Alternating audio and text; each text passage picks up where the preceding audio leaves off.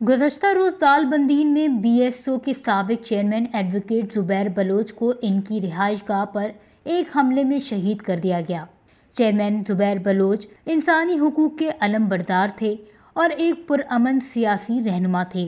اس واقعے سے متعلق وزیر اعلیٰ بلوچستان میر سرفراز بگٹی نے اسلام آباد میں پریس کانفرنس سے خطاب کرتے ہوئے کہا کہ گزشتہ روز فورسز نے دہشت گردوں کے خلاف چاکی میں اہم کارروائی کی۔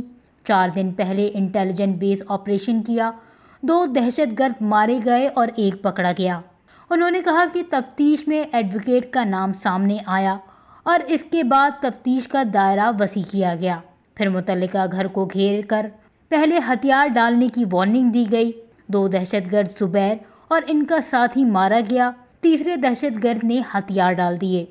چاکی بار ایسوسی ایشن کے جنرل سیکریٹری سردار دلیل احمد نے وش نیوز سے گفتگو کرتے ہوئے کہا کہ زبیر بلوچ ایڈوکیٹ جنہیں ہم سب چیئرمین کے نام سے جانتے تھے، ایک قابل، محنتی اور باکردار نوجوان وکیل تھے۔ حال ہی میں وہ ایک پیچیدہ بیماری سے صحتیاب ہو کر دوبارہ عدالت میں پیش ہونا شروع ہوئے تھے، اور افسوس کہ کل صبح 6 بجے ان کے گھر پر راکٹ اور دستی بموں سے حملہ ہوا، جس میں وہ اور ان کے اور ساتھی شہید ہو گئے۔ بطور ایک ساتھی وکیل عدالت میں ہماری ملاقاتیں رہتی تھی اور میں ان کی محنت اور سنجیدگی کا گواہ ہوں۔ کچھ ہلکے اس واقعہ کو ریاستی دہشت گردی قرار دے رہے ہیں۔ بہرحال ضلعی انتظامیہ کی ذمہ داری ہے کہ اس تانے کی شفاف اور غیر جانبدارانہ تحقیقات کرے۔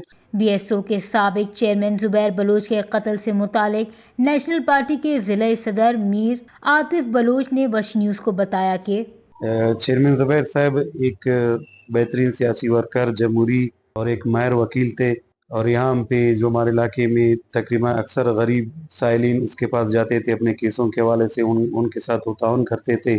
ہر حوالے سے جو احتجاج ہوتے تھے ان کو جمہوری انداز میں حکام بالا تک پہنچانے کی کوشش کرتے تھے۔ جو اسٹوڈنٹ کے مسئلہ و مسائل تھے، چیئرمین صاحب نہایت ہی شفیق انسان تھے۔ اس واقعے پر بلوچستان کے سیاسی رہنماؤں اور وکلاء برادری نے تشویش کا اظہار کرتے ہوئے کہا کہ وکلاء اور سیاسی رہنماؤں کو اس طرح نشانہ بنانا قابل مذمت ہے۔ ایڈوکیٹ زبیر بلوچ مختلف کیسز کے سلسلے میں روز دالبندین کے عدالت میں پیش ہوتا تھا۔